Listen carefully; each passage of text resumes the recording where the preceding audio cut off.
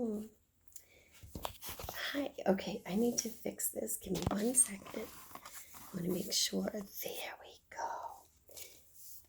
Miss Renee's Mice. This is the second book.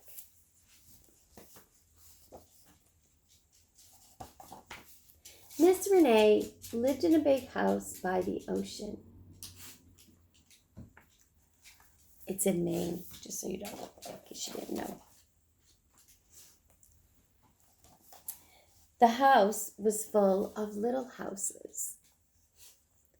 The little houses were full of little furniture and other beautiful things.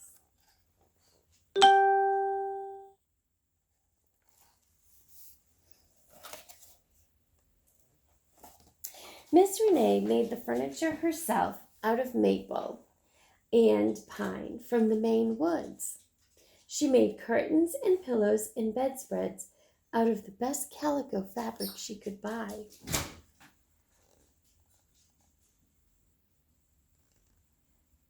She made a lot of other things, colorful rugs and cups and plates and teapots and electric lamps that really worked. See the lamp right there?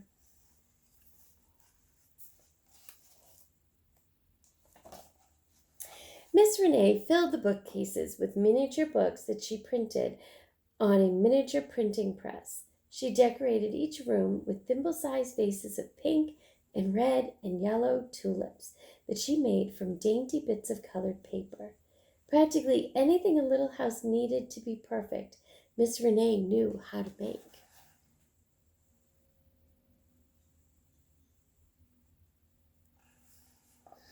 When she was all done with the new house and feeling quite pleased with herself, she bought plastic dolls and sat them in the chairs. The dolls were dull and didn't do anything, but she thought the houses looked empty without them.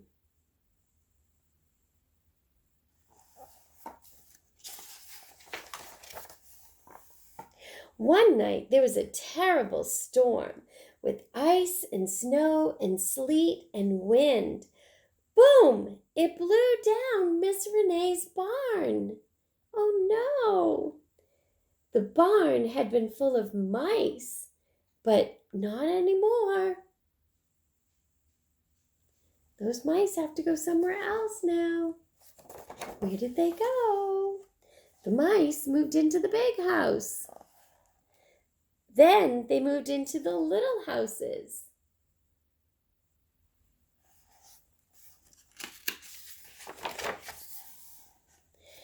The mice pitched the dolls out the window and sat on the chairs. They slept in the beds.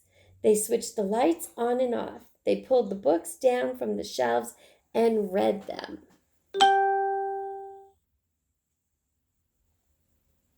Do you see him right there? Look, he's reading a book. They helped themselves to food from Miss Renee's pantry. They even found her secret drawer where she kept her chocolates.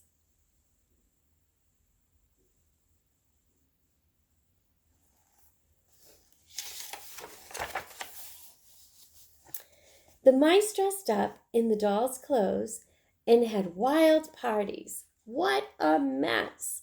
What noise! It was unbelievable. Miss Renee's striped cat was too lazy to chase the mice away, so they stayed. Miss Renee fretted about what to do. Night after night, she lay awake, drumming her fingers on the pillow until she thought of a plan. She got a great idea. I wonder what she's going to do. She sawed and whittled and hammered and nailed, and then she sanded and painted and varnished. She stitched and sewed and sewed and stitched on her midget sewing machine, whistling an old sea chanty while she worked. Finally, she was done. And there's her sewing machine. I wonder what she made. Let's find out. It was a small ship, but it was big enough to hold every last mouse. Miss Renee printed up tiny tickets and passed them out. See him grabbing the ticket?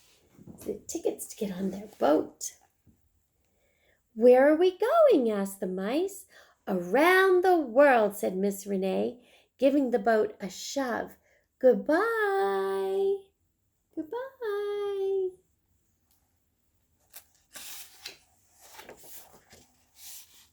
Miss Renee began sweeping up after the mice. At last, her big house and all her little houses were tidy and quiet again. Maybe too quiet.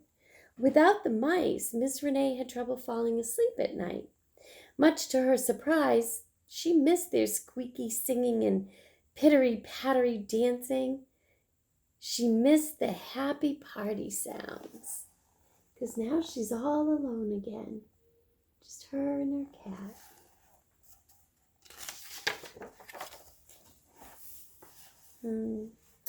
Each morning she went back to work, making pine furniture and calico curtains and other beautiful things, but they didn't seem so beautiful anymore. It was sad to think that no one would be sleeping in her little beds or switching on the electric lights and reading the miniature books. No one would serve tea in her teapots. Or admire her vases of tiny tulips. No one would roll up her little braided rugs and dance a jig. Miss Renee felt glum. She let out a long sigh. Then she busied herself with her work and tried not to think about the mice.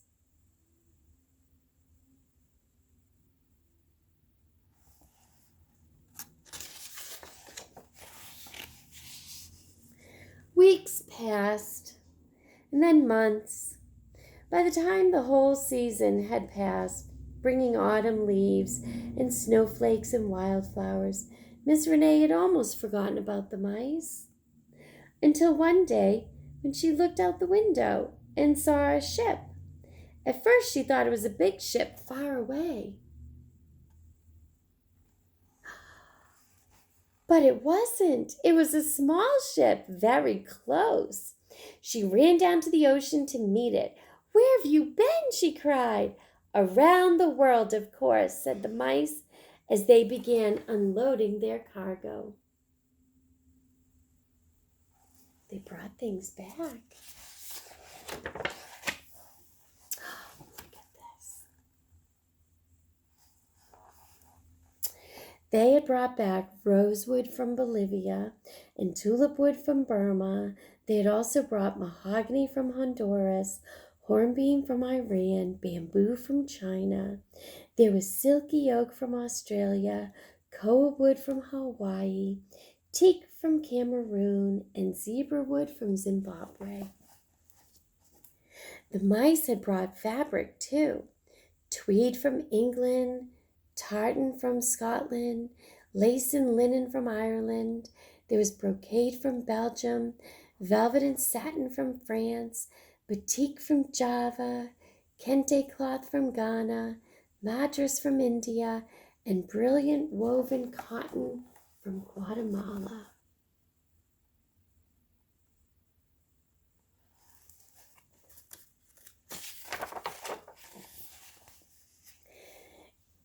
As if that weren't enough, they had also brought rice paper from Japan, marble from Italy, and yak's wool from Tibet. And last but not least, a box of Turkish taffy and an enormous chocolate bar from Switzerland. Miss Renee looked at the mice. She looked at all the beautiful things they had brought her from all over the world. "Welcome home," she said.